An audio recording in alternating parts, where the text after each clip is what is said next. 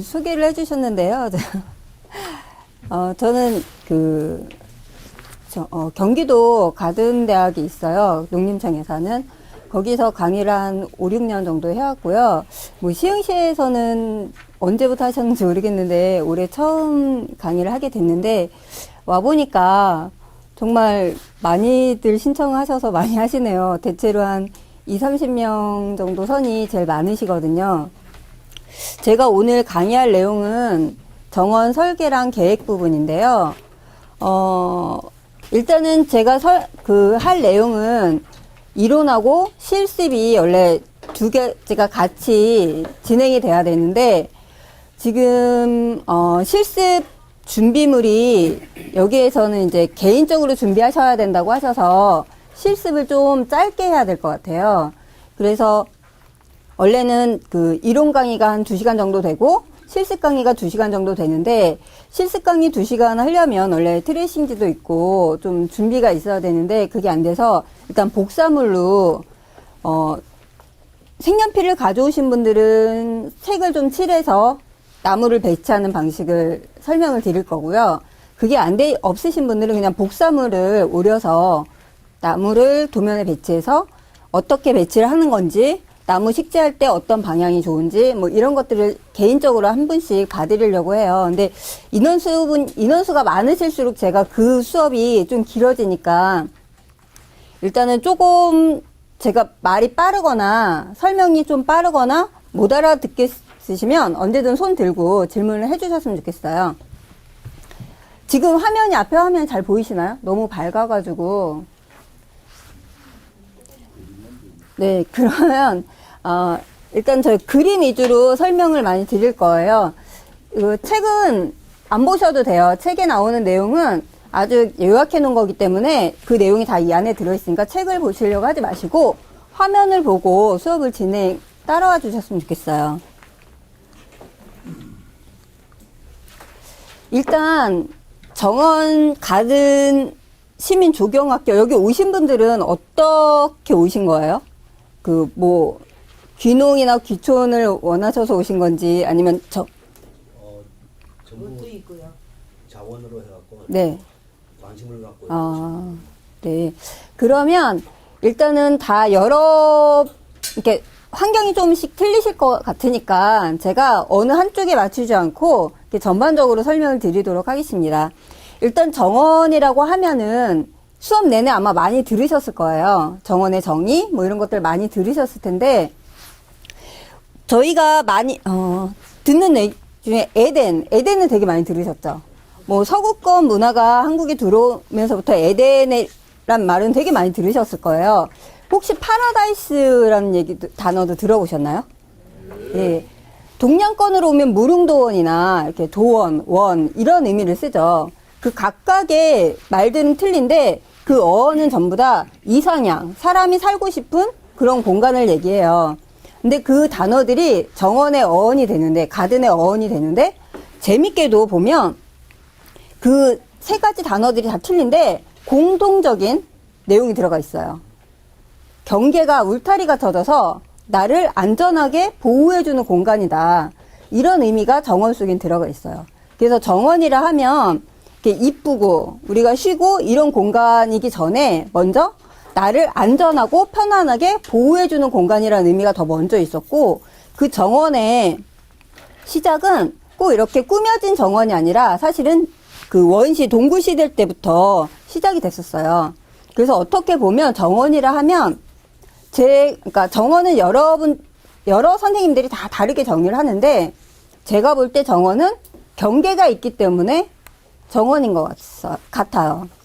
근데 경계라는 게 우리 일반적으로 경계하면 이렇게 뭐 울타리, 담 이런 거 생각하시죠. 근데 그 경계라는 게 사실은 그 생각적인 의미로만 가지는 정원도 있어요. 그래서 우리나라 선조들을 보시면 이렇게 정자나 산이나 계곡에 있는 정자에 올라가셔서 그 일대가 본인의 정원이다. 의미적인 경계를 설정하셔서 경계를 말씀하셨거든요. 그러니까 경계라는 게 꼭 우리가 일반적으로 보는 물리적 경계가 아니라 생각으로 또는 의미적으로 갖는 경계도 다 경계라는 거죠. 그래서 그 정원의 역사를 이렇게 살펴보면 사실은 사람들을 위한 정원보다는 시작은 신들을 위한 정원으로 시작이 됐어요. 그래서 옛날에 문명이 먼저 발달된 뭐 그리스나 이집트 이런 데 보면 사람들을 위한 공간보다는 뭐 죽은 자를 위한 공간이라던가 성림이라던가 이런 게 발달을 했는데 많이들 보실 거예요. 피라밋 같은 거 있죠. 피라밋 같은 경우도 사실은 사람을 위한 공간보다는 죽은 후 신의 아들인 왕이 영원히 그 안식을 취하는 공간이죠. 그리고 그리스 같은 경우는 우리 뭐 그리스가 뭐 민주주의의 시작이다 이런 거 많이 있지만 그리스 가면 신들마다 다 그 신들을 상징하는 나무들이 있죠. 그래서 그 나무를 꾸며진 성림들이 있었어요. 그런 성림들이나 신들을 위한 공간들이 사람이 힘을 갖기 시작하면서부터 인간의 공간으로 넘어오기 시작했는데 대표적인 공간들이 우리가 유럽이나 이런 데 가면 항상 성 구경을 가실 거예요. 그 성들을 가시면 거기는 신을 위한 공간들이 아니라 사람들, 왕이나 귀족들이 묵었던 공간들이에요. 그 인간의 힘이 신의 힘을 넘어서면서부터 사람으로 공간이 넘어왔고 그랬던 공간들이 일반 왕이나 귀족이나 그 힘 있는 사람들이 아닌 일반한테 돌아오기 시작한 경우가 그 계기가 뭐가 됐냐면 공적 공간이라는 말은 어렵지만 공적 공간은 우리가 흔히 말하는 공원이에요. 우리가 쉽게 말하는 공원인데 그 공원이 생기게 된 계기 이게 영국에서 사실은 시작이 했거든요. 영국 하면 혹시 영국에서 시작된 이유가 혹시 짐작가시는 게 없으세요? 영국에서 제일 처음에 시작한 게 네? 목장 같은 되게 환경은 좋죠. 근데 산업혁명이 시작됐죠. 공적 공간이란 거는 일반인들을 위한 정원이거든요. 공원. 지금 우리말로 하면 공원이에요. 일반 공원들. 그 일반인들을 위한 공원이 생기게 된 이유가 산업혁명이 시작되면서부터 정말 많은 인구들이 런던으로 모이기 시작했어요. 그리고 그때는 다 모든 공장들이 화력이었죠. 그러다 보니까 여러분도 아실 거예요. 매연이나 이런 것 때문에 런던에서 굉장히 많은 인구가 죽거나 병이 들었었어요. 그러면서 사람들이 이게 일만 해서 재원만 만들어서 산업을 일으키는 게 과연 옳은 일인가 생각하다가 그게 발전하기 위해서는 사람들이 일하는 환경이 좋아야겠다라고 생각해서 일반 정원들이 만들어지기 시작했는데 처음부터 정원을 만든 건 아니고 왕들이 쓰던 공간들 일부를 떼어서 일반인들한테 공개를 했어요. 지금도 가보면 뭐 하이드파크나 킹스턴 가든이나 왕실 정원들이 일반인들이 쓸 수 있게 돼 있죠. 그러던 것들이 그런 공간으로 이제 한계가 있는 거예요. 그래서 일반인들이 돈을 모아서 시민들이 돈을 모아서 공원도 만들게 되고 이렇게 하면서 지금의 공공 정원들이 나타났고요. 그렇게 하면서 이제 산업도 안정이 되고 옛날처럼 귀족이나 이런 사람들보다는 일반인들의 힘이 더 세지고 이렇다 보니까 일반인들이 공공 공원하고 일반 개인 정원하고 가장 큰 차이점이 뭔지 아세요? 딱 생각났을 때 일반 공원하고 개인 정원하고 그러면 일반 공원하고 개인 정원하고 저희 같은 설계하는 사람이 설계할 때 어디가 더 힘들까요? 개인 정원이 힘들겠죠. 왜 힘들까요? 네. 취향이 다 다르죠. 그리고 제가 살 곳이 아니라 의뢰하시는 분이 살 곳이죠. 그러다 보니까 저하고도 취향이 안 맞아요. 근데 공공공원들은 누구 한 사람한테 맞출 필요가 없어요. 그러다 보니까 일반적으로 이쁜 것, 일반적으로 편한 것, 그런 것들만 갖다 놓으면 돼요. 근데 개인 정원들은 다 원하시는 게 틀리고 또 더 중요한 건 매일매일 마음이 바뀌세요. 그래서 정원 설계를 다 맞춰서 가져가도 나무 심을 때 또 마음이 바뀌시고 다른 데 가서 좋은 걸 보고 오시면 또 마음이 바뀌시고 이래요. 그래서 가장 큰 공원과 정원의 차이점은 여러 사람이 같이 쓰느냐 아니면 나만 즐기는 공간이냐의 차이예요. 그러다 보니까 점점 사람들이 같이 쓰던 공간에서 아, 나만을 위한 공간이 있었으면 좋겠다라는 생각이 커지면서 개인 정원들이 발달이 됐는데 사실 뭐 유럽 같은 경우는 개인 정원이 굉장히 옛날부터 발달을 했어요. 그래서 그 사람들 대부분의 취미가 뭐 정원 가꾸기라던가 원예라던가 일반인들 지식이 전문가 지식에 못지않게 굉장히 높아요. 제가 이렇게 강의를 하다 보니까 우리나라는 불과 한 10년 내외에서 굉장히 많이 관심들이 높아지셨어요. 그리고 최근 5년에 와서는 일반인들도 이미 여러 수업을 들으시고 여러 곳을 갔다 오시고 하셔가지고 굉장히 지식 수준이 높아지셨어요.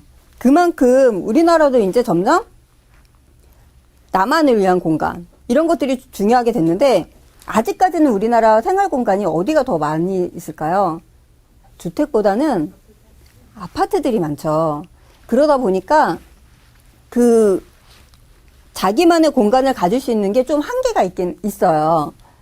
그래서 정원을 설명할 때 보면은 이제 역사적으로 갈 때 정형식 정원하고 자연식 정원을 크게 나누는데 사실 일반 정원 우리가 지금 만들어지는 정원들은 대부분이 두 개가 합쳐진 절충식 정원이에요.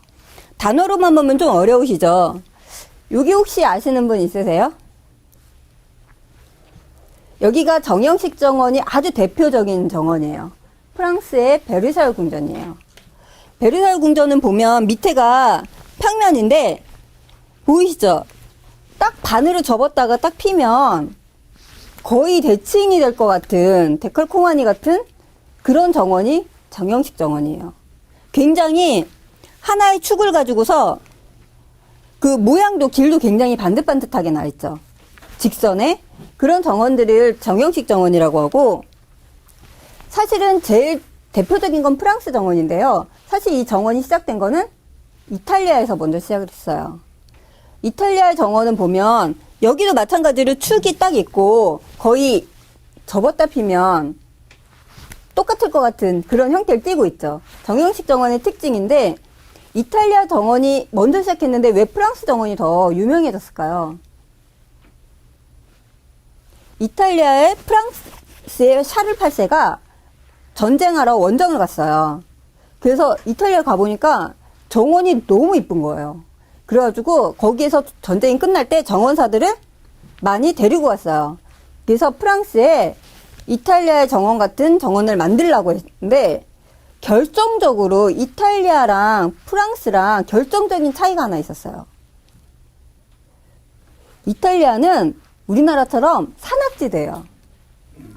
그러다 보니까 정원을 만들 때 어떻게 될까요? 계단식이 되죠. 그리고 우리나라도 그렇지만 이탈리아의 여름도 굉장히 더워요. 그러다 보니까 여름에 우리 피서 갔다고 하듯이 여름 더위를 피해서 산 위로 많이 올라갔어요. 그러다 보니까 정원들이 단을 다 이루고 있고 굉장히 높은 곳에 있고 또 이탈리아 가보면 굉장히 신기하게도 그 옛날에 전기나 모터가 없던 시절인데 분수가 굉장히 많아요. 분수가 어떤 정원은 막 100개씩 있을 정도로 많은데 어떻게 그렇게 분수를 많이 했을까요? 분수하려면 물이 솟아올라야 되잖아요. 지금 공원 가시면 분수들 다 뭐로 해요? 전기 모터로 하죠. 이탈리아에서는 어떻게 했을까요? 네. 높은 데서 물이 떨어지는 힘을 이용해서, 그러니까 굉장히 수학적으로 발달했던 거죠. 떨어지는 힘을 이용해서 물이 다시 솟구쳐 오르는 그 힘을 이용해서 분수를 만들었대요. 근데 프랑스로 딱 이걸 가져왔더니 프랑스는 정말 평지예요. 프랑스 여행 가다 보면 산을 보려면 외곽으로 아주 멀리 나가야만 산이 보일 정도로 그러다 보니까 결정적으로 계단식 정원이 만들어지지가 않겠죠. 그리고 분수도 얘네 단차를 이용하기엔 너무 어려워요.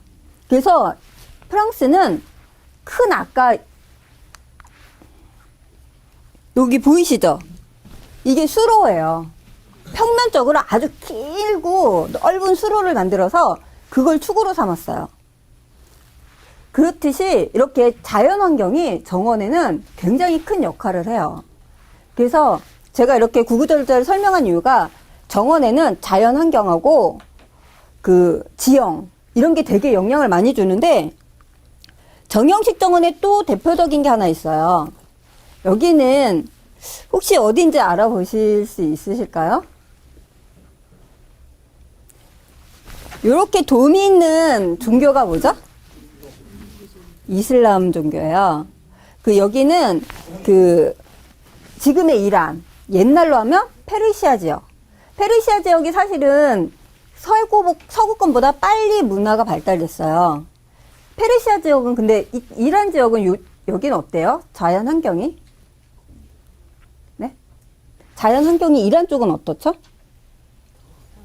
덥고 건조, 사막 지역이죠. 그래가지고 이 이란 쪽, 옛날에 페르시아 쪽은 물에 대한 갈망이 굉장히 커요. 그래서 천국에 가면 그 물이 깨끗하고 시원한 물이 풍부하게 넘쳐 흐른다고 생각을 했대요.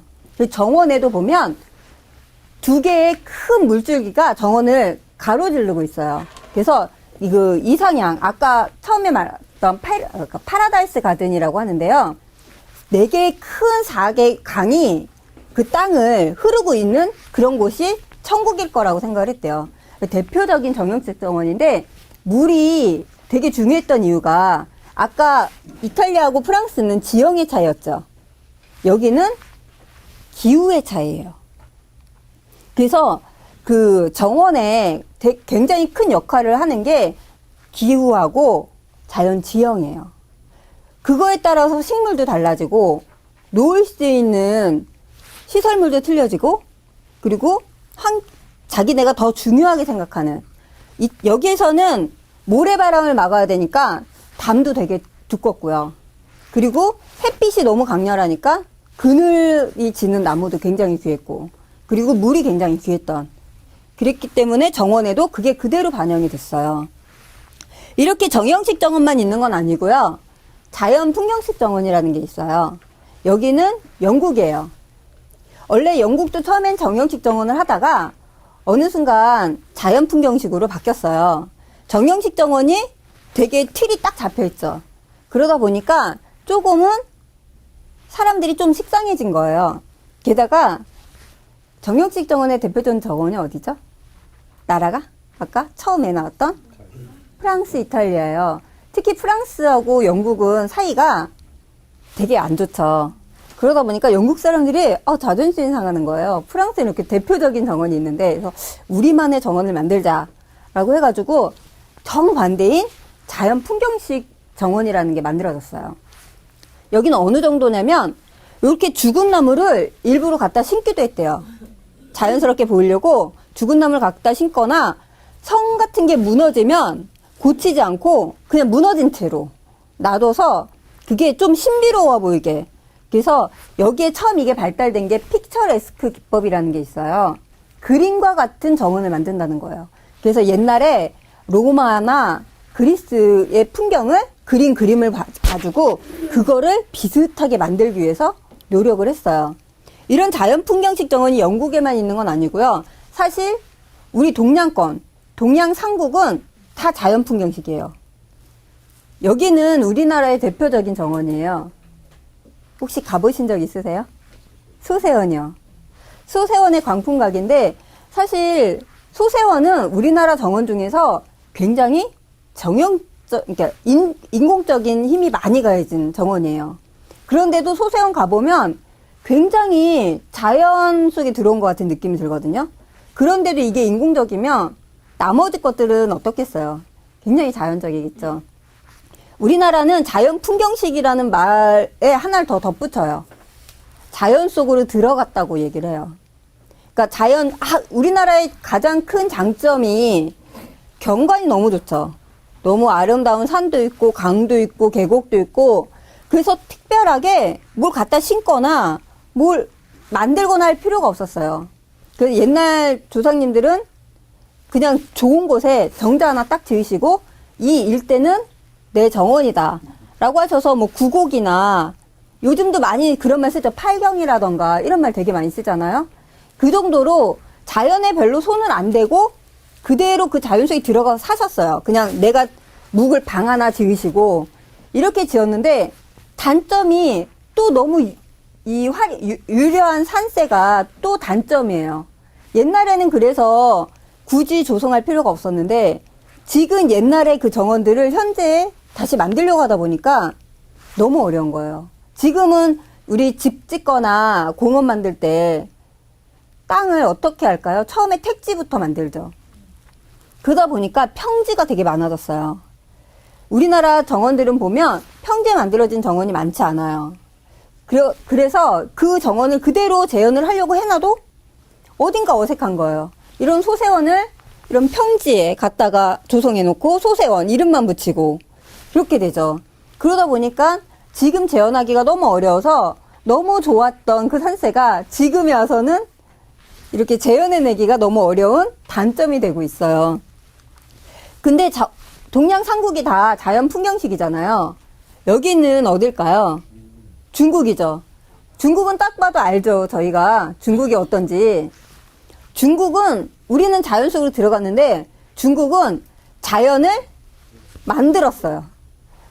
규모나 스케일이 그러니까 규모가 너무 크다 보니까 북경에 가면 이화원이라는 정원이 있어요. 거기 가보시면 알겠지만 굉장히 넓은 호수가 있어요. 근데 그게 인공호수예요. 심지어 그 호수에 배가 유람선이 선착장이 6개인가가 있어요. 그리고 뭐 듣기로는 유람선 회사가 4개인가가 있대요. 그 규모가 이렇게 말해도 좀 안 와닿는데 그 땅을 판 흙을 뒤에서 쌓았는데 그게 산이 됐어요. 경산이라고 실제로 가보시면 이화원 뒤에 경산이 있어요. 그 정도로 규모가 큰 자연을 자기네가 억지로 만들려고 한 게 중국이에요. 그리고 중국은 또 하나 특징이 뭐냐면 여기 이상한 돌들 보이시죠? 이게 태오석이라는 돌인데 이 돌을 태오 지역에 있는 돌을 가져다가 쌓아서 만들었어요. 근데 이 돌을 얼마나 많이 가져왔냐면 나라가 망할 정도로 정원을 너무 많이 만들다가 나라가 망할 정도로 그렇게 열풍이 불었었대요. 중국의 특징은 자연을 만들려고도 했고 그리고 경관을 원하는 데서만 보게 만들었어요. 그래가지고 중국 가보면 재밌는 게 창들이 우리나라 창들은 어때요? 옛날 창들? 그냥 네모나거나 아주 특이해야 동그란 문 정도? 근데 중국에 가보시면 창 모양이 정말 다양해요. 뭐 호리병 모양도 있고 부채 모양도 있고 막 되게 많은데 중국은 경관을 딱 여기서 요 모습을 봐라 이렇게 해서 지정해 놓고 그 공간 안에서 보게 만들어졌어요. 좀 나중에 항주 소주 가시면 한번 가보세요. 좀 화가 날 때가 있어요. 정자가 바로 앞에 있어서 정자를 가고 싶어서 막 열심히 가요. 계속 문이 있어가지고 똑바로 가지 못하는 거예요. 바로 눈앞에 있는 거를 빙 돌아서 가게 해놨어요. 중국의 정원은 억경이라고 해요. 경관을 이렇게 원하는 곳에서만 보게 한다. 그런 특징이 있어요. 여기는 동양 삼국 중에 일본이에요. 그 정원이 요 담 안쪽만 지금 정원이에요. 뭔가 굉장히 다른 특징이 하나 있지 않나요? 다른 것들하고 다른? 그쵸? 나무가 하나도 없죠. 여기 보면 살아있는 식물이 하나도 없어요. 아주 조금 쓴다면 이끼 정도 있는데 그나마도 여긴 없어요. 여기가 일본의 대표적인 고산수 정원이라고 하는 정원의 대표적인 용안사 묘안지라는 곳인데요. 일본의 정원의 특징은 물론 요 형태만 있는 건 아니에요. 일본도 나무를 심고 그런 정원들도 있었는데 지금 현재에 와서 일본을 대표하는 정원이 이런 고산수식 정원이라고 해서 돌하고 모래만 쓰는 정원이에요. 굉장히 특이하죠.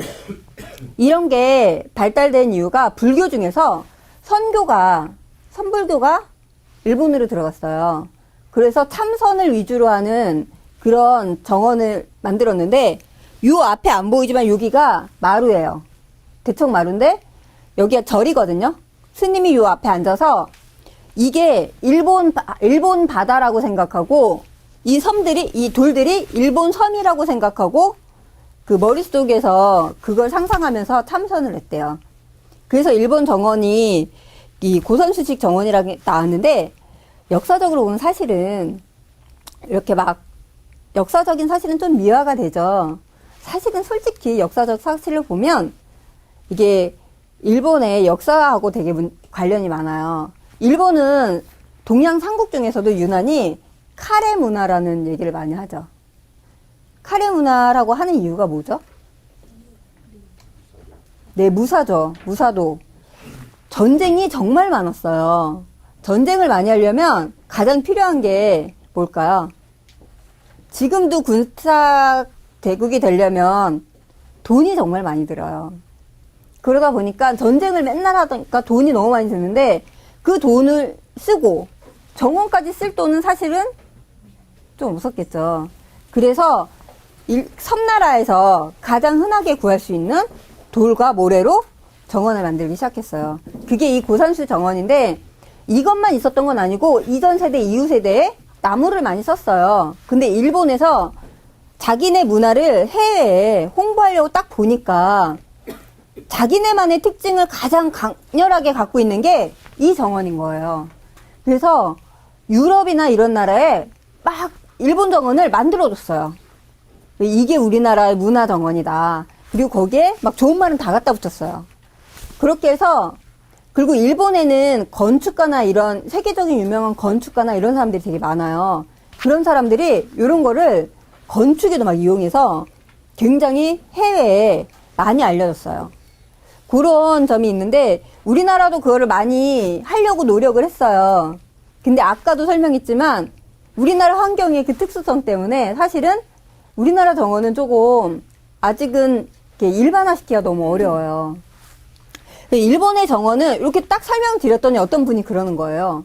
이렇게 인공적인데 왜 자연 풍경식이라고 하냐. 굉장히 인공적인데. 자연 풍경식은 자연이란 얘기가 아니라 자연의 모습을 따왔다. 자연에서 그 모티브를 삼았다. 뭐 이런 의미가 있어요. 그래서 여기도 보면 딱 모양이 자연이 아니라 그 자연을 상상하면서 만들어진 정원이라고 표현을 한 거고요. 그 지금 현재 만들어지는 것들은 자연식도 사실은 정형식도 아니에요. 자연식과 정형식이 적절하게 섞인 절충식 정원이라고 해요. 그래서 보면 전체적으로 외곽으로 나무를 심는 공간은 조금 자연스럽게 숲 쪽 같은 느낌 들도록 큰 나무, 작은 나무 막 섞어서 심고요. 근데 이렇게만 만들어 놓으면 사실 생활 공간인데 생활하기는 조금 불편하겠죠. 그래서 집 주변은 좀 깔끔하고 단정하게 정형식 형태를 띠고 있어요.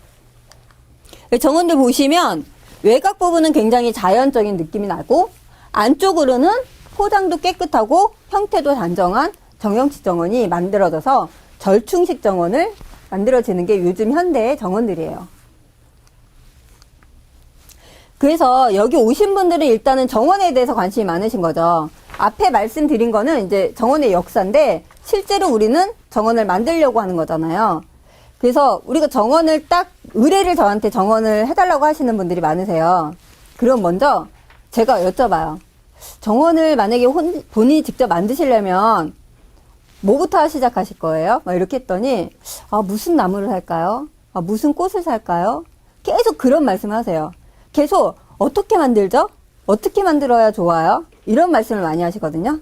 근데 저 같은 사람들, 그러니까 정원을 만들어서 누군가에게 주는 사람들은 어떻게 만드느냐가 굉장히 중요해요.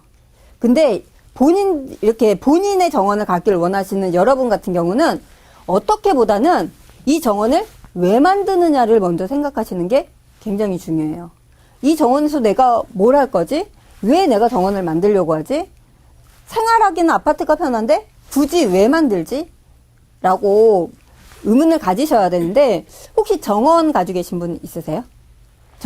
정원에서 뭐 많이 하세요? 당연히 아니지. 그냥 집에 집. 널널히 네, 공간이. 공간이 네, 거기서 뭐 많이 하세요? 그냥 생활? 내 마당이지. 마당처럼. 네. 네. 정원을 이렇게 항상 수업할 때 정원에서 뭐 하세요? 이렇게 여쭤보잖아요. 그러면 제일 많이 하시는 게 보죠 뭐. 이쁘잖아요. 보죠 뭐. 이러시는 분하고요. 그 다음에 일해요. 일하신다고 하시는 분이 굉장히 많아요. 그래서 정원을 가지려고 하시는 분한테 제가 딱 처음에 마음을 정말 단단히 먹으시고 정원을 준비하라고 말씀을 드리는데요. 정원은 정말 일할 게 많아요. 정말 한시도 쉴 틈이 없으시죠. 특히 잔디 까시는 분들이 2, 3일에 한 번씩 안 깎으면 뱀 나올 정도로 자라죠. 그리고 주변에서 풀씨 날라와서 잔디인지 풀인지 알 수도 없죠.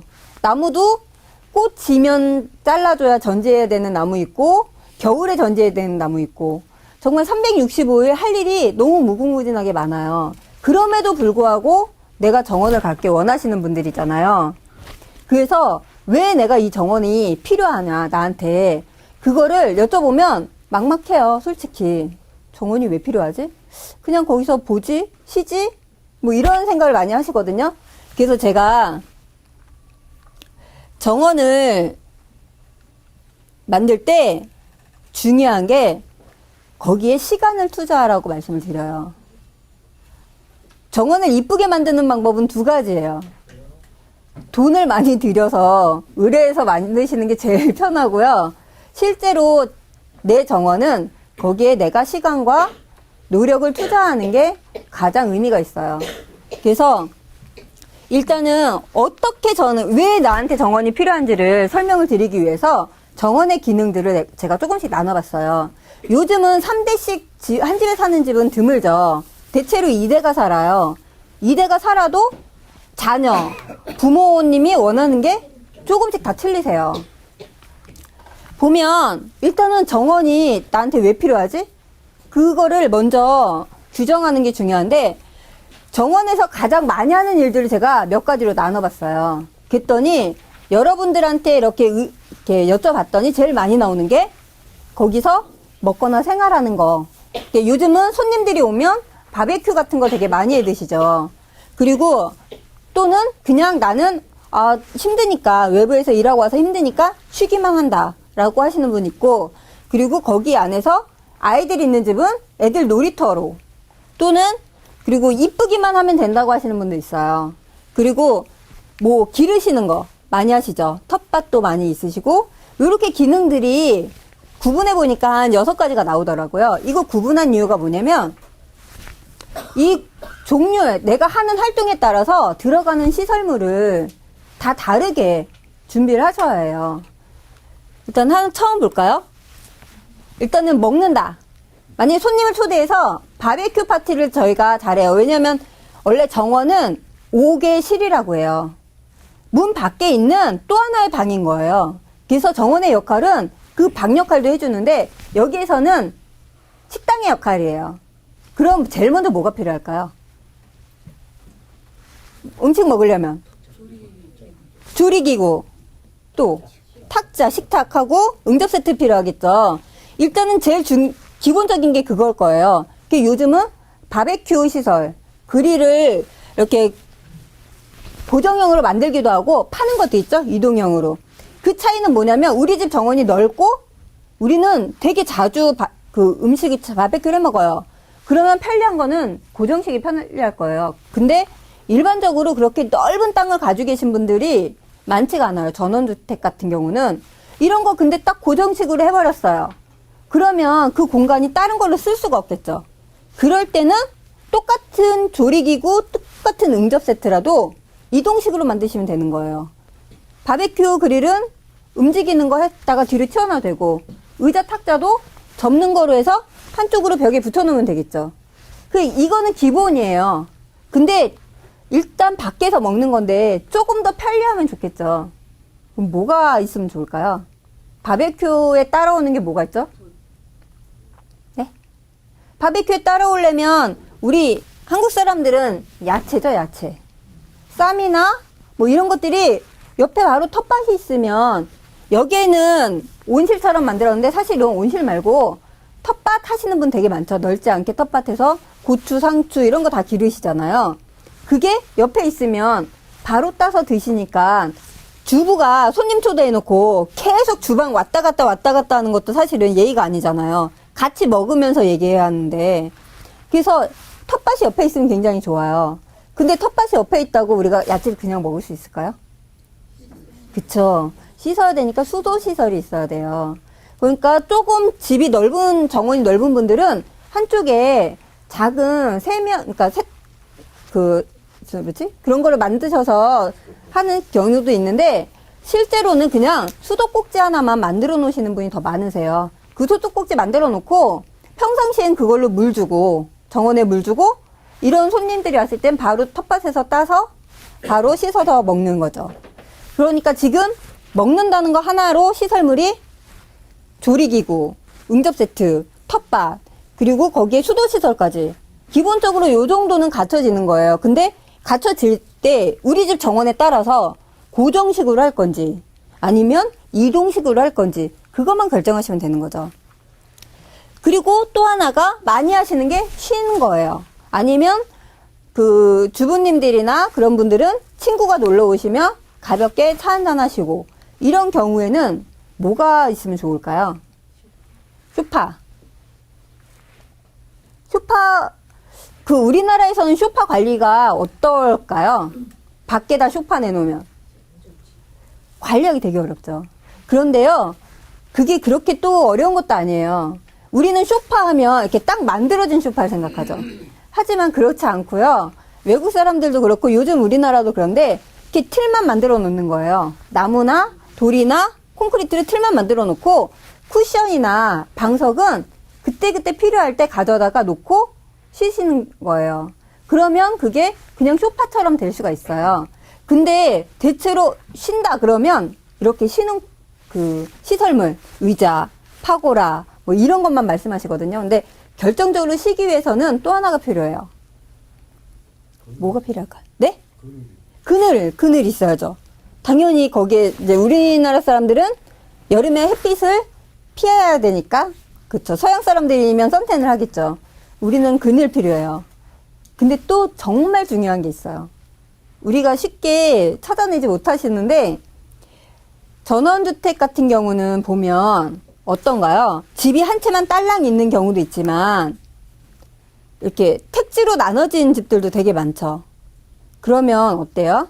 집 앞으로 차다니고, 옆집 사람 왔다 갔다 하고, 이렇게 내가 좀 누워서 쉬려고 하면, 앉아있을 땐 괜찮죠. 인사하고. 근데 잠깐 낮잠이라도 자려고 하면 지나가시는 분이, 뭐 하세요? 이렇게 손 흔드시고, 아니면 앞에서 차가 붕 지나갈 거 아니에요.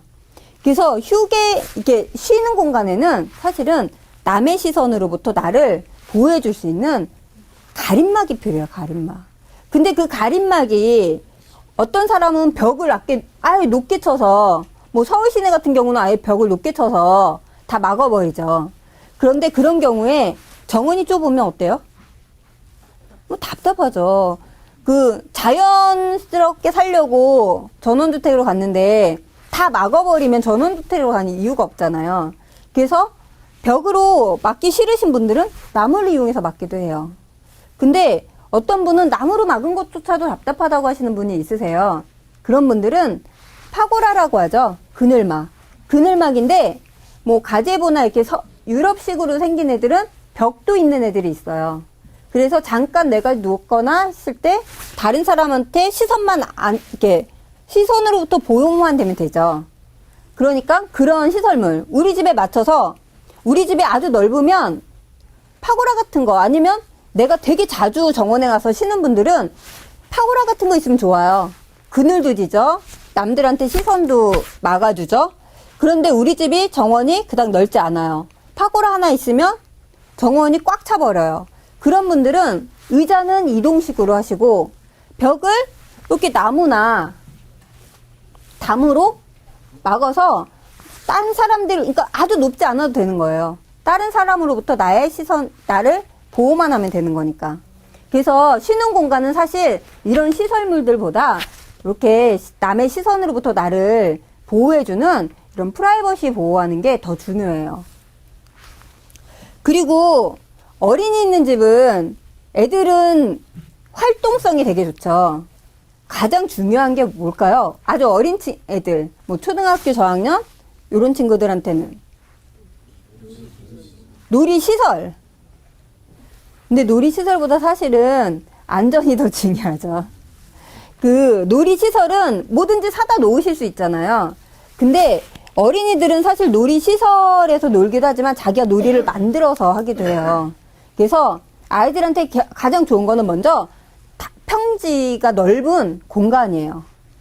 만약에 아이들이 있는 집은 뾰족한 시설물로 만들어지는 담이라던가 철제로 만들어진 모서리라던가 이런 것들 되도록 안 만드시면 좋고요. 턱. 애들 한순간에 넘어지고 또 넘어지면서 걔네들은 이상하게 넓은 공간 많은데 꼭 모서리 같은데 머리 갖다 찢어. 그건 참 알 수가 없어요. 왜 그러는지. 근데 그렇기 때문에 아이들이 있는 집은 일단 뭘 갖다 놓던 간에 넓은 평지가 중요해요. 그 안전하기 위해서. 우리나라 요즘 놀이터 아파트나 공원 놀이터 가보면 바닥이 어때요? 뭐로 돼 있어요? 그쵸? 고무칩이라고 해서 그 모래도 사실 요즘 많지 않죠.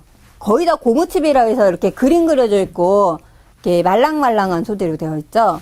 원래 놀이터는 법적으로 아이들이 넘어지거나 했을 때 이렇게 탄력이 있어서 안 다치게 하는 그게 법적 규정이 있어요. 근데 그거로 할 수 있는 게 모래라던가 잔디라던가 그런 그 고무칩 그런 종류가 해당이 되거든요.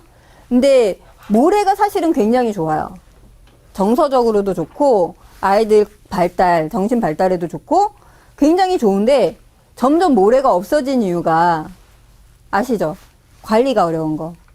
옛날처럼 야생동물이 많지 않을 때는 그 모래에서 우리가 계속 놀았는데 요즘은 모래를 계속 청소를 해줘야 되니까 그게 부모님도 싫어하세요. 거기서 병균 옮으실까봐. 근데 집은 모래장이 있어도 괜찮겠죠. 집 정도는 자기가 관리할 수 있잖아요. 햇빛 가끔 뒤집어주면 햇빛의 자연소독이 되거든요. 집에는 제가 봤을 때는 아이들이 있는 집은 모래장이 있으면 참 좋더라고요. 그리고 이쁘기만 하면 된다고 하시는 분도 있어요. 남들이 봤을 때, 우리 집을 봤을 때, 아, 저 집 정원 진짜 예쁘다. 이러시는 분도 있고요. 아니면 내가 봤을 때, 우리 집 진짜 예쁘다. 예전에 어느 분이 저한테 집에 정원이 되게 비싼 정원이 있으시대요. 비싼 정원은 도대체 뭘까 궁금했는데 하루는 그 집을 갔어요. 갔더니 넓은 잔디밭에 소나무 한 그루가 딱 서 있는 거예요. 아무것도 없어요. 넓은 잔디밭에 소나무 하나 딱 있어요. 이게 도대체 왜 비싼 정원일까라고 막 고민을 했는데 그분이 그러시더라고요. 전국을 여행 다니시다가 정말 예쁜 소나무 하나를 발견해서 사정사정해서 그 소나무를 옮겨오셨대요. 그 나무 가격, 옮겨오는 가격 해가지고 그거를 딱 정원에 심었는데 이분은 아침에 일어나서 소나무 한번 보시면 행복하고 저녁에 자기 전에 소나무 보면 행복하시고 이게 이쁘다는 게 사실은 되게 주관적이잖아요. 내 눈에는 전 좀 그랬어요. 너무 허전한데 뭐 좀 더 심었으면 좋겠다. 근데 그분은 다른 거 심어서 얘가 거기에 묻히면 안 되니까 자기한테는 이게 제일 이쁜 거예요. 그러니까 정원은 남들이 볼 때 아름다운 정원도 물론 중요하지만 사실은 나한테 가장 이쁜 정원이 제일 좋아요. 그래서 전문가한테 의뢰하실 때도요. 내가 원하는 정원을 아주 정확하게는 못하더라도 어떤 정원 나는 여기서 뭐뭐뭐뭐 하고 싶어요. 이렇게 말씀해 주시면 좋은데 처음에 정원을 의뢰하시잖아요. 여쭤봐요. 정원 어떻게 해드릴까요? 그러면 뭐라고 대답하실 것 같아요? 만약에 제가 정원 어떻게 해드릴까요? 라고 여쭤봤어요. 전문가한테 맡겨야지. 네, 전문가한테 맡기시죠. 손 좀 덜 가게. 손 좀 덜 가게. 이렇게 해주시면 좋아요. 손 좀 덜 가게. 예, 관리 편리하게 해주세요. 근데 대부분의 분들이 뭐라고 하시냐면요. 잘해주세요. 잘해주세요가 제일 어려워요, 저는. 그게 개인마다 잘이라는 의미가 틀리기 때문에 또 이쁘게 해주세요. 이런 분도 많으시거든요. 근데 어떤 분들은 알록달록한 꽃이 많은 걸 이쁘다고 생각하시고 또 어떤 분들은 그냥 자연스럽게 색깔이 거의 무난한 톤으로 가는 걸 좋아하시는 분도 있으시고요. 대부분 꽃들은 좋아하시는데 꽃도 종류에 따라 어떤 분은 화려하게 피는 꽃을 좋아하고 또 어떤 분은 아주 귀엽고 보일까 말까 하는 그런 은은한 거 좋아하시는 분도 있으시고. 그러니까 이쁘다, 잘해달라 이런 거는 우리한테도 어렵고요. 본인이 정말 원하시는 정원을 얻으실 수도 없으세요. 그러니까 그럴 때는 난 이 정원에서 뭐뭐뭐뭐 많이 하는데 그런 거 넣어달라. 아니면 나는 꽃을 되게 좋아하니까 사계절 이렇게 꽃이 번갈아 가면서 막 피는 나무가 있었으면 좋겠다. 라던가. 아니면 나는 빨간 꽃 같은 거 되게 좋아하는데 사실 그런 화려한 꽃들이 많이 폈으면 좋겠다. 어떤 분은 큰 나무 싫어하시는 분도 있으세요. 큰 나무 빼고 작은 나무로만 꽃 피는 거 심어줬으면 좋겠다. 이런 분도 있으시고요. 그러니까 정확하게 내가 뭐를 좋아하는지 먼저 아시는 게 중요하고요. 그 마지막 기능인데 기르는 거 많이 하시죠? 요즘은 텃밭을 꼭 정원이 있어서 하지는 않잖아요. 베란다에서도 화분에도 키우시고 옥상에서도 키우시고 많이 하시는데요. 이제 기른다는 의미가 사실은 지금까지는 우리는 길러서 먹잖아요. 길러서 먹는다는 의미가 강해요. 그런데 사실은 기른다는 게 꼭 야채만 있는 건 아니죠. 어떤 분은 원예를 좋아하시는 분은 정원수나 뭐 장미나 이런 걸 하실 수도 있고요. 제가 여기서 하나 더 추가적으로 말씀드리고 싶은 건 뭐냐면 요런 게 뭐냐면 새죠. 근데 요 새는 집에서 키우는 새죠. 이거 말고 그 야생의 작은 새들이나 곤충들이나 이런 동물들이 와서 먹을 수 있는 공간이 정원이 굉장히 큰 역할을 해요. 그래서 여러분들이 정원을 하나씩 가지시면 우리나라에 애국하시는 거예요. 우리나라의 자연환경을 굉장히 요 정원이 뭐 얼마나 하겠어라고 하죠. 새들은 거기에 잠깐 앉아서 쉬다가 날아가는 그 역할도 정원이 해주고요. 그리고 동물들이 이동하는 통로에 하나가 있으면 숨기도 편하니까 그런 역할을 해줘요. 제가 옛날에 우연히 네덜란드에서 한 달 정도 생활한 적이 있었는데 가정집에서 있었어요. 근데 그 집은 창가에 요만한 모이통 같은 게 있어요. 참 신기하다. 저게 뭐지? 했는데 아침이 되면 새나 다람쥐들이 이렇게 매달려 있어요. 그래서 그 집만 이 집은 주인분이 되게 자연적으로 생각을 많이 하시구나 하고 생각을 했는데 그렇지 않고요. 실제로 그 지역을 돌아다보니까 집집마다 달려있는 집이 되게 많아요. 그리고 그거를 매장에서 팔기도 해요. 우리나라 양파 주머니 작은 거 있죠. 그런데 곡물을 넣어서 팔아요. 그 사람들은 그거 사다가 그냥 벽에다 아무데나 이렇게 걸어 놓으세요. 그러면 정말 작은 새들부터 다람쥐 뭐 이런 것까지 오고요. 저는 못 봤는데 그런 거 쫓아서 여우까지도 내려왔었다고 하더라고요. 근데 그게 꼭 그 교회만 있는 건 아니고요. 암스테르담 시내에 있는 집에서도 밤에도 걸려 있더라고요. 이 사람들은 사람들이 자연의 공간을 이만큼 뺏었으니까 야생 동물한테 자기가 해줄 수 있는 만큼 돌려준다. 그런 생각이 좀 있더라고요. 그리고 그런 걸 아이들을 시키더라고요. 모이통 채우고 이러는 거를. 그러니까 아이들은 이게 일을 떠나서 그냥 어렸을 때부터 자연스럽게 이거는 해야 되는 거구나. 동물들이나 이런 애들이 먹을 거를 우리가 맨날 줘야 되는구나. 이런 게 이렇게 생활 속에서 자라나더라고요. 그러니까 우리나라도 지금 여러분들이 정원에 대한 관심이 막 늘어나고 있으니까 앞으로는 내가 먹을 거를 넘어서서 자연한테 돌려주는 것도 조금씩 준비해 나가야 될 것 같아서 제가 설명을 드렸어요. 이렇게 기능에 따라서 시설물들이 막 들어왔죠.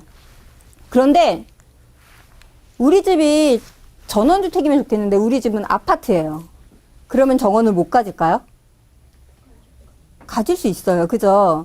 사실 정원이 어떤 사람은 아주 넓은 땅을 가지고 있어서 정원이지만 화분 하나만 가지고 있어도 그게 또 정원일 수 있잖아요. 나한테. 그게 뭐 싹이 나고 꽃이 피고 이런 걸 보니까.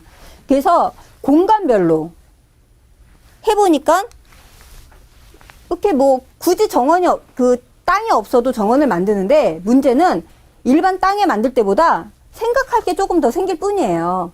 그래서 어떤 것들이 필요한지를 해보면 1층은 어떨까요? 1층은 뭐만 생각하면 될까요? 햇빛. 1층은 뭐 그늘진데 찾아서 그늘 좋아하는 나무 심고, 햇빛 좋아하는 나무는 햇빛 들어오는데 심으면 되겠죠. 그래서 1층은 크게 걱정 안 해도 될 것 같아요. 근데 1층에서는 딱 하나 진짜 중요한 게 있어요. 눈에 잘 안 보이는 건데 추위. 그거는 이제 관리할 때 좀 남부 수종이다 그러면 좀 겨울에 싸주고 그래야겠죠. 통풍도 중요하고. 1층은 그런 거는 근데 전체가 다 필요한 거예요. 어떤 공간의 정원이든 그건 다 필요하거든요. 여기 지금 말씀드린 것도 어떤 정원이든 다 필요한 건데 1층에서 가장 문제가 되는 게 제가 봤을 때는 배수예요, 배수. 가끔 이유가 없이 나무가 자꾸 죽어요. 위에는 괜찮은 것 같은데 나뭇잎이 자꾸 말라 죽고, 또는 잔디가 자꾸만 노랗게 변해서 죽고 이래요. 그래서 이유도 없고 이렇게 땅을 파보잖아요. 뿌리가 죽어 있는 경우들이 있어요. 특히나 겉에서 봤을 때는 아무렇지 않거든요. 왜냐면 맨 마지막에는 마사토 같은 거 이렇게 뿌려 놓으시니까 잘 모르는데, 땅을 조금만 파보면 그 밑에가 진흙처럼 생겨서 물이 안 빠지는 경우들이 많아요. 그럴 경우에는 나무들이 물을 먹고 살지만 물이 계속 고여 있으면, 우리 사람도 물에 계속 손 넣고 있으면 퉁퉁 불잖아요. 식물들도 그렇게 되다 보면 뿌리 부분이 썩어요. 그래서 죽는 경우가 되게 많거든요. 특히 잔디들 많이 심으시죠. 그 마당, 옛날처럼 흙마당 많이 안 가지우시고 잔디를 많이 심으시는데요. 잔디가 생각보다 굉장히 까다로운 식물 중에 하나예요. 어떻게 보면 나무보다 더 까다로워요. 그래서 맨날 공기통하게 잘라줘야 되죠. 그리고 가끔 봄 되면 위에 흙도 다시 뿌려줘야 되죠. 그 얘가 결정적으로 물을 굉장히 좋아해서 여름에는 물 하루에 2-3번씩 줘야 하는데도 불구하고 물이 안 빠지면 잘 죽어요. 잔디가 특히나. 그래서 특히 우리 예쁜 파란색 잔디 보고 싶으시다고 골프장이나 이런 데서 보이는 잔디 심으시는 분들이 있어요. 이렇게 롤로 카페트처럼 생긴 거. 그런 애들은 대부분이 우리나라 잔디가 아니라 외국 잔디예요. 그러니까 우리나라랑 생활 환경이 틀린 데서 온 애들이다 보니까 병이 많이 생겨요. 그래서 1층에서는 뭐 햇빛 좋아하는 나무 햇빛 있는데 심고, 그늘 좋아하는 애 그늘 있는데 심고, 그리고 결정적으로 하나 볼 게, 비 온 다음날 한번 정원을 휙 둘러보세요. 그러면 물이 고여서 안 빠져나가는 곳이라던가, 위에는 괜찮은 것 같은데 밟으니까 물이 이렇게 스며 나오는 데가 있거든요. 그런데 이렇게 파보시면 흙이 물이 안 빠지는 흙일 때가 되게 많아요. 그런 경우는 그 부분에 자갈을 채워준다든가 아니면 배수할 수 있는 걸 묻어서 물을 빼주셔야 돼요. 그래서 사실은 1층은 이 보이는 정원, 이쁜 이 보이는 공간보다는 땅 밑에 안 보이는 공간이 더 중요해요. 그래서 1층은 제가 봤을 땐 배수만 잘 해놓으셔도 나무가 크게 문제가 생기진 않더라고요. 근데 1층이면 좋겠는데 우리 집이 아파트예요. 그래서 베란다에 정원을 하려고 해요. 그러면 1층하고 다르게 신경 써야 될 게 뭐가 있을까요? 1층 말고 베란다. 베란다는 실내죠. 방수 중요하죠. 우리 집뿐만이 아니라 아래층까지 피해가 가니까 방수. 그리고 또 공기, 환기 무지 중요해요. 예, 바람이 안 통하면 햇빛이 있어도 나무가 잎이 빨리 진다던가, 그러니까 시름시름 앓죠. 환기 굉장히 중요해요. 그리고 배수 환기. 예, 햇빛도 중요하죠. 베란다가 그래도 집에선 햇빛이 잘 들어오는 부분이죠. 그런데도 만약에 베란다가 햇빛이 좀 덜 들어오는 공간이면 햇빛도 중요해요. 근데 아까 1층에서랑 마찬가지로 배수 굉장히 중요하고요. 또 하나가 무게도 중요해요. 실내는 옥상이든 실내든 너무 무거운 거는 안 좋아요. 왜냐면 건물을 지을 때 얘가 지탱할 수 있는 그 한계가 있어요.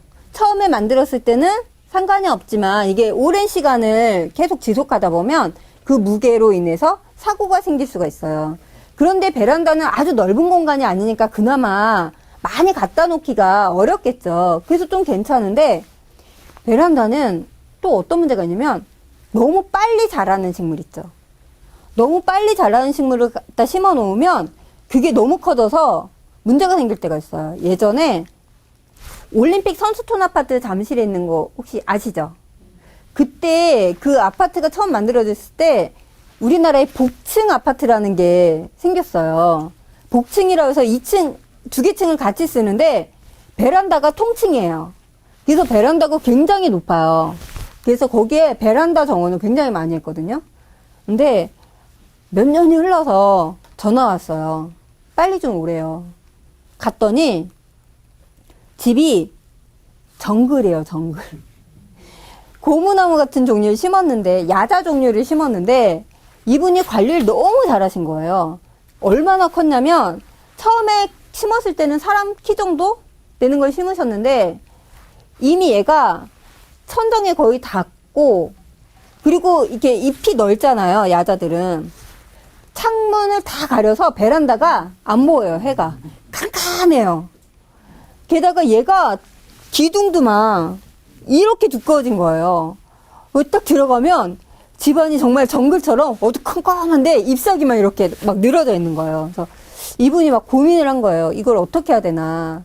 그래서 근데 또 이게 너무 잘 자라서 너무 이쁘게 잘 자라서 그 살아있는 애를 죽이기도 어렵잖아요.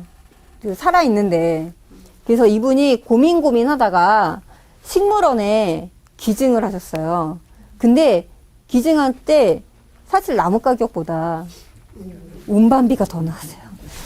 지게차로, 그러니까 뭐죠? 사다리차로 내리고 또 실어서 옮기고 이러는 바람에 나무값보다 사실은 그 운반비가 더 나왔는데 베란다 정원 같은 경우는 만들어졌을 때가 제일 예뻐요. 제일 예쁜 상태로 만들어지기 때문에 사실 그 상태를 유지하시는 게 제일 좋은 방법이에요. 너무 빨리 자라거나 너무 많이 자라는 나무는 좀 배제하시고 하시는 게 좋고요. 배수, 방수, 환기, 그리고 채광 그런 거는 어디나 따라가시는 거예요. 그런데 완전 집안에 들어오는 경우도 있죠. 베란다가 아니라 집안에 화분이라던가 아니면 그 상가 같은 데도 벽에 붙여서 만들거나 이런 경우들 있잖아요. 그럴 경우에는 베란다의 문제들은 다 똑같이 따라와요. 배수, 방수, 환기, 채광 다 따라오거든요. 근데 뭐 하나 더 신경 쓸 게 있어요. 뭘까요? 네? 온도. 예. 만약에 학교 같은 경우나 이렇게 사무실 같은 경우는 겨울 같은 때 사람들 다 퇴근하고 나면 난방이 안 되죠. 그럴 경우에 갑자기 온도가 급격하게 떨어지니까 그런 문제도 있고요. 그리고 햇빛도 베란다보다는 훨씬 안 들어오죠. 근데 다행인 거는 실내에 들어오는 식물들은 그래도 많이 적응된 애들이 들어와요. 그리고 요즘은 조명도 태양빛 대신하는 조명들 있죠. 그 약간 보랏빛 나는 애 해가지고 하루에 몇 시간씩 쐬어주면 돼요. 근데 그런 것들 말고 인재가 하나 있어요. 사람들의 약간의 그 실수 아니면 무관심이 식물들을 죽이는 경우가 있거든요. 어떤 걸까요? 식물들이 어떤 때 실내에서 많이 죽는지 혹시 보신 적 있으세요? 네, 너무 많이 주거나 적게 주는. 예, 얘네들은 대체로 여기 들어온 애들 보면 관엽식물이라는 애들이 많이 들어오기 때문에 물을 너무 많이 줘도 안 좋죠. 적당하게 이렇게 흙에 말랐을 때 주는 걸 좋아하는 애들이 많아요. 또는 잎사귀가 얇아서 야들야들한 애들은 물 주는 것보다요, 습도가 되게 중요해요. 그래서 스프레이 해주시는 게 좋은 게, 물은 뿌리로 가는 거는, 걔네들은 뿌리로 하는 것보다 잎에 그 공기 중에 너무 건조하면 마르는 경우가 있거든요. 그런 게 있는데, 제가 말한 인재는 그거랑 좀 달라요. 우리 집에 요즘 에어컨이랑 온풍기 굉장히 많이 쓰시죠. 예전에 이제 여자 연예인들 이렇게 인터뷰하면서 피부 좋은 연예인들한테 인터뷰하면서 이렇게 피부 관리 어떻게 하세요? 라고 이렇게 물어보면 대부분이 나오는 말이 비슷해요. 물 많이 마시고요. 그리고 저는 차 안에서 에어컨이나 온풍기 난방 안 해요. 라고 하시는 분들이 있어요. 그만큼 그 에어컨이나 온풍기가 습도를 되게 많이 빨아들이거든요. 특히나 그 바람에 직접 와 닿는 거 굉장히 해로워요. 그래서 1층에서도 보여요. 이렇게 환풍기 앞에 나무 심어진 거 혹시 보셨어요? 계속 바람 나오는데 나무들 어떻게 돼 있던가요? 걔네들은 살아있는 나무가 아니죠. 나중에는 다 말라 죽어서 그냥 나무 형태로 한 그냥 가림막이죠. 그 바람에 의해서 건조돼서 말라 죽는 거예요. 그러니까 너무 직접적으로 에어컨 바람, 온풍기 바람을 직접 쐬지 않도록 해주시는 게 실내에선 중요해요. 그리고 마지막 공간으로 옥상이에요. 옥상은 아까 있었던 거 있죠. 배수, 방수 중요하고 또 뭐가 중요할까요? 무게. 여긴 진짜 무게가 중요해요.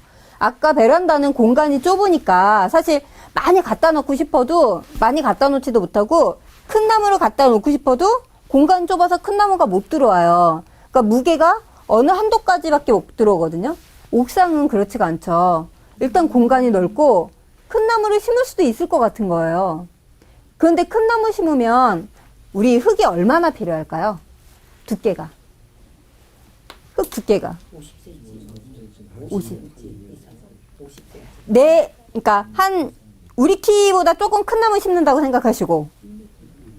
1m. 예, 이게 법적으로는 90cm예요. 그리고 그 하얀 흙 보셨어요? 경량토라고 해서 계량토 있죠? 그거 하면 법적으로는 70cm까지도 돼요. 근데 저희가 해보면 1m는 있어요. 사실은 나무가 살 수가 있어요.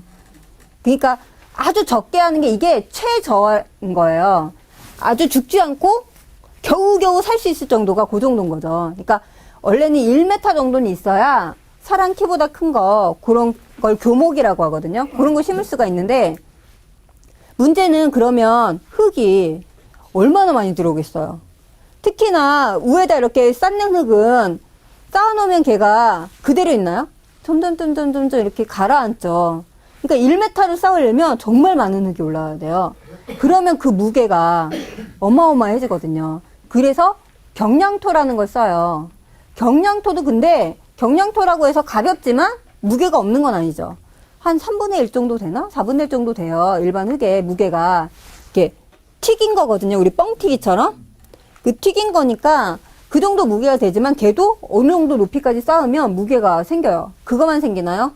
나무 들어오면 나무 뿌리도 있죠. 나무 위에 기둥도 있죠. 나뭇잎도 있죠.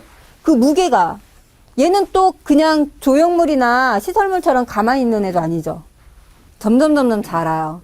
그래서 옥상은 무게를 정말 조심하셔야 돼요. 지금 짓는 집들, 지금 짓는 아파트들은 옥상에 정원을 하려고 짓는 경우가 많아요. 그러면 다 계산을 해서 지어요. 근데 제일 문제가 되는 게 옛날에 지어진 건물들이에요. 옛날에 지어진 건물들은 되게 튼튼하죠. 사람이 살기에는 아무 문제가 없어요. 그런데 그 위에 생각을 안 했던 애를 위에다가 이렇게 넣는 거예요. 제가 이렇게 이거를 들고 1시간을 있을 수 있을까요? 1시간. 1시간 있겠죠. 제가 1시간이면 이제 벌 서는 거겠죠. 막 화내면서. 그래도 아마 들고는 있을 거예요. 근데 이게 하루를 내가 들고 있을 수 있을까요? 그쵸, 안 되죠. 옥상 정원이 그런 경우예요. 처음에 했을 때는, 괜찮네? 우리 집 튼튼하게 지었나봐. 하고 생각하는 거예요. 근데 이게 지속적으로 계속 똑같은 스트레스를 집한테 계속 주는 거예요. 어느 순간 얘가 버티다 탁 떨어뜨리는 거죠. 그래서 옥상 정원 하실 때는 옛날에 지어진 집이면 구조 계산을 받으셔야 돼요. 서울시 같은 경우는 그 예산 지원을 50%인가 해주더라고요.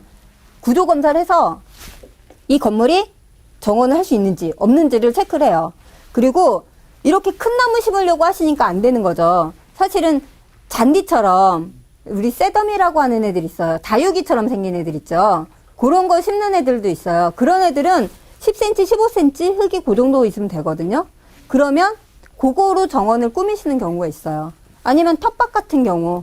텃밭 같은 경우도 아주 두꺼운 흙을 놓진 않죠. 화분 같은 거 놓고 하니까 텃밭 같은 경우, 그런 경우는 가능하신 거예요. 그렇게 옥상 정원은 있는데, 제가 중요한 게 이제 무게 얘기하느냐고 빼먹었는데, 배수, 방수, 무게. 또 뭐가 필요할까요? 아까 칠레는 빛이 없어서 문제였죠. 여기는 어때요? 너무 세요. 완전 직사광선을 그것도 펄펄 끓죠. 옥상 위에. 제일 위에 층이 집이 굉장히 덥잖아요. 그 정도로 열을 많이 갔죠, 옥상이. 그러니까 너무 햇빛에 약한 애들. 사람들은 이제 식물들은 다 햇빛 좋아할 거라고 생각하잖아요. 근데 햇빛에 약한 애들도 있어요. 그래서 햇빛에 탄다고 해요. 그런 경우도 있고, 햇빛이 많으니까 어때요? 땅이? 수분이? 되게 빨리 마르죠. 되게 건조해요. 그래서 그 물기를 굉장히 좋아하는 애들, 나무들. 그런 애들은 있으면 물을 정말 여름에는, 가뭄이나 여름철에는 정말 하루에 몇 번씩 줘야 될 수도 있어요. 그러니까 옥상에 올라가는 나무들은 건조에 잘 견디고 직사광선, 햇빛에도 되게 잘 견디는 애들을 올리셔야 돼요. 또 하나가 아주 큰 나무들 심고 싶잖아요. 근데 아주 큰 나무들은 무게뿐만이 아니라 또 무슨 문제가 있냐면, 우리나라 여름 지나고 나면 불청객이 많이 오죠. 태풍. 그러면 바람이, 우리 심하게 태풍 올 때는 막 유리창들도 다 깨지잖아요.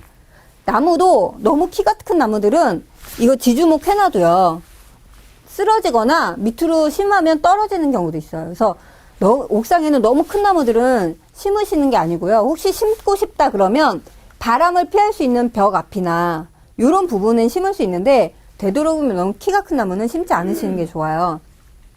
그리고 우리나라 계절 때문에 생기는 문제가 하나 있어요. 겨울. 겨울에는 어때요? 우리 1층에 있는 나무들 잘 살죠? 그래도 1층에 있어도 나무들 어느 해인가 되게 추우면 죽어버리는 경우 있어요. 배롱나무라던가 남청 같은 거. 원래는 서울에서 안 됐던 나무들이거든요. 서울 수도권에서. 근데 최근 들어서 굉장히 많이 심었어요. 얘네들은 원래 따뜻한 지역에서 살던 애들이에요. 그러다 보니까 겨울에, 우리 왜 지금 우리나라 사람들 겨울 있어서 웬만한 뭐 일본 남부지방이나 뭐 이런 데 가면 겨울 돼도 아 이게 추위야? 이러거든요. 근데 우리가 아무리 시베리아 간다고 생각해 보세요. 그러면 우리가 겨울이 있더라도 그 추위랑은 굉장히 다를 거예요. 남부에서 오는 나무들도 똑같아요. 약간 벌거숭이처럼 오는 거죠. 그래서 겨울 되면 이렇게 집 싸주는 거 보셨을 거예요. 그 뿌리 있는 부분이랑 줄기, 수간 이렇게 싸주죠. 근데 1층은 그래도 괜찮아요, 좀. 옥상은 어떠냐면, 우리 1층은 밑에가 흙이죠, 계속. 우리 땅속에 들어가면 따뜻하다고 하잖아요. 근데 옥상은 어때요? 흙 밑에가 뭐가 있죠? 시멘트예요. 사람들 왜 겨울에 맨바닥에서 자면 어떻게 된다 그러죠? 입 들어간다고 하잖아요. 나무들도 그거랑 비슷한 거예요. 얘가 심어진 거는 1m 정도밖에 안 되는데, 사실 중부지방의 동결 심도가 1m예요. 1m까지는 언단 얘기예요. 근데 1층은 똑같은 나무를 심었잖아요. 1층은 근데 밑에서 열이 올라오죠. 그러니까 밑에 뭐 매트가 있다고 생각하고 보온 매트 있는 셈이죠. 근데 옥상은 밑에가 콘크리트니까, 콘크리트의 특징은 추울 땐 더 춥고 더울 땐 더 덥죠.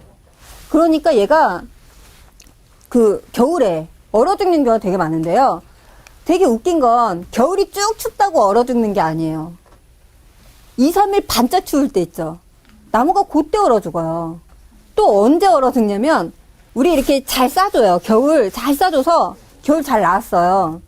그래서 3월 되면 여기 쌓아놓은 거에 벌레들이 막 들어가 있거든요. 그래서 그거 다 걷어서 태워버려요. 병에 입지 말라고. 딱 3월 돼서 그걸 걷어서 태웠어요. 4월에 갑자기, 꽃샘추위가 그것도 예전하고 다르게 완전 춥게, 한 번은 눈 온 적도 있었어요. 저희 4월에. 그렇게 2, 3일 반짝 추웠어요. 근데 그때 얼어 죽어요. 그러니까 사실은 남부 수종을 가져오시면 제가 이게 안 된다는 건 아니에요. 우리 동네 분은 무화과도 키우세요. 그거 키울 수가 없는 나무인데 무화과도 키우실 정도로 정성을 들이면 남부 수종도 키울 수 있어요. 단지 아까 편하게 해달라고 하셨죠? 그런 분들이 심으시면 안 돼요. 그렇게 편하게 하고 싶으신 분은 그냥 겨울에 낫또도 잘 살고 여름에 낫또도 잘 살고 이런 애를 심으셔야 되고요. 진짜 나는 나무 가꾸는 게 취미고 나무 가꾸면서 행복하다는 분들 있어요. 제가 아는 분은 우울증을 그걸로 치료하셨어요. 우울증이 걸리셨는데 나무 꽃 가꾸다가 우울증이 저절로 치료가 되신 분이 있으세요. 그거 좋아하시는 분들은요, 그렇게 손 많이 가는 애 키우면 더 좋아요. 할 일이 계속 있잖아요.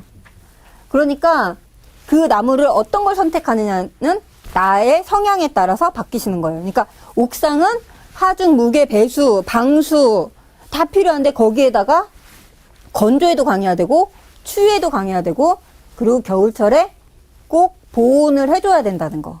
그게 더 있어요. 그래서 옥상 정원을 할 때는 좀 공간이 넓어서 쉬울 것 같은데 의외로 그렇게 쉽지는 않아요.